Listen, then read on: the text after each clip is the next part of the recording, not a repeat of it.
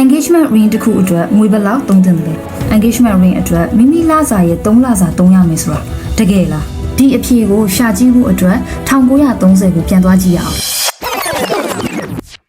အမေရိကန်မှာစီးပွားရေးကျဆင်းပြီး Great Depression ဖြစ်နေတဲ့အချိန် Diamond မဝယ်တော့တဲ့လူတွေကြောင့် WBS ကုမ္ပဏီကအခက်အခဲကြုံခဲ့ရပါတယ်။ဒါကြောင့်သူတို့က advertising campaign တစ်ခုကိုစတင်ခဲ့တယ်။ Diamond ကို product အဖြစ်မမြင်ဘဲနဲ့လက်ဖြတ်သက်သေအဖြစ်ပြောင်းလဲရောင်းချခဲ့တယ်။ World War II နောက်ပိုင်းမှာဒီ idea ကပိုကျယ်ပြန့်လာပြီး engagement ring ဆိုရင် Diamond ဖြစ်ရမယ်ဆိုတဲ့ social norm တစ်ခုပေါ်ပေါက်ခဲ့ပါတယ်။အရင်က engagement ring ဆိုရင်မိမိဝင်ငွေရဲ့1လစာ3သိန်းနဲ့ဆိုပြီးစတင်ခဲ့ရအခုနောက်ပိုင်းမှာတော့မိမိဝင်ငွေရဲ့3လစာ3သိန်းနဲ့ဆိုပြီး route တစ်ခုလိုမျိုးပြောလာကြပါတယ်။ဒါပေမဲ့ဒါက tradition မဟုတ်ပါဘူး။ marketing တစ်ခုရဲ့အောင်မြင်မှုပဲဖြစ်ပါတယ်။ဒီနေ့လူတွေတကယ်ဘယ်လောက်သုံးကြသလဲ။ Brigo 2025 research အရ average engagement ring price က$6,500 ရှိတယ်။ The Knock 2024 study အရ$5,200 လောက်ပဲဖြစ်တယ်။ဒီအချက်တွေကိုဆက်ပြီးတော့ break down လုပ်ကြည့်မယ်ဆိုရင်လူအများစုက$6,000 အောက်သုံးတယ်။သုံးပုံတစ်ပုံက$3,000 အောက်သုံး။ Most common range ကတော့$2,500 ကနေပြီး$5,000 ထိရှိနိုင်တယ်။အခု3လရူကိုတွက်ကြည့်မယ်ဆိုရင် US မှာတစ်နှစ်လုံး median income က$56,000 ဆိုရင်3လစာကို$14,000 ဖြစ်တယ်။ဒါပေမဲ့$14,000 သုံးတဲ့သူက5% တောင်မပြည့်ပါဘူး။ဆိုလိုတာကလူအများစုကသတ်မှတ်ထားတဲ့ rule အတိုင်းလိုက်နာကြတာမဟုတ်ဘူး။ဒါတွေကလည်းသေချာသတ်မှတ်ထားတာမရှိဘဲနဲ့ trend တစ်ခုပဲဖြစ်ပါတယ်။ So what's the right number?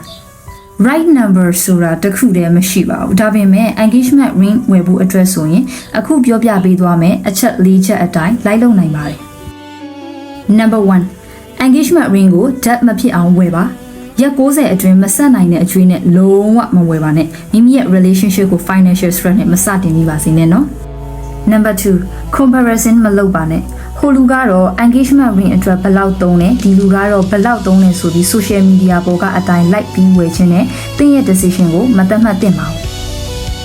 ။ Number 3မိမိလိုချင်တာကိုမိမိကိုယ်တိုင်နားလည်အောင်လုပ်ပါ။လက်စွပ်တစ်ခုမှာ gold နဲ့ diamond ဆိုပြီး value မတူတဲ့ element နှစ်ခုရှိတယ်။ gold က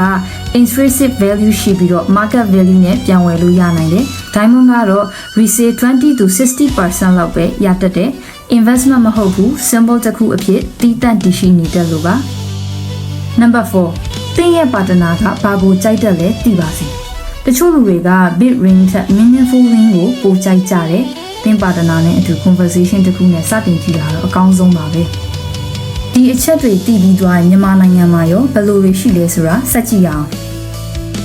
မြန်မာနိုင်ငံမှာဆိုရင် engagement ring အတွက်အများအပြားသိန်းအနည်းငယ်ကနေကိုယ့် budget နဲ့ကိုက်ညီအောင်ရွေးချယ်ဝယ်ယူကြတာများပါတယ်။တချို့အတွက်က symbol တစ်ခုတချို့အတွက်ကတန်ဖိုးထားရတဲ့ memory တစ်ခုကိုဖန်တီးဖို့ဆိုပြီးဝယ်ယူကြပါတယ်။ value ဆိုတာသတ်မှတ်ထားတဲ့ price ကိုကြည့်တာမဟုတ်ပဲ meaning ကိုပို့ပြီးတန်ဖိုးထားကြလို့ပါ။ MG&J Jewelry မှာတော့လှပပြီး design ဆောင်တဲ့ engagement ring တွေကိုသင်စိတ်ကြိုက်ရွေးချယ်နိုင်ပါတယ်။ diamond band set Gold and diamond band set, classic diamond set, minimalist gold set စတဲ့အရေးအသွေးကောင်းပြီး timeless design မျိုးစုံထဲကနေသင် love story နဲ့ကိုက်ညီတဲ့ ring စုံကိုရှာတွေ့နိုင်ပါတယ်။ဒါဆိုသင်ရဲ့တန်ဖိုးထားပြီးချစ်မြတ်လို့ရတဲ့သူအတွက်ဘယ်လို ring ကိုရွေးချယ်မလဲ။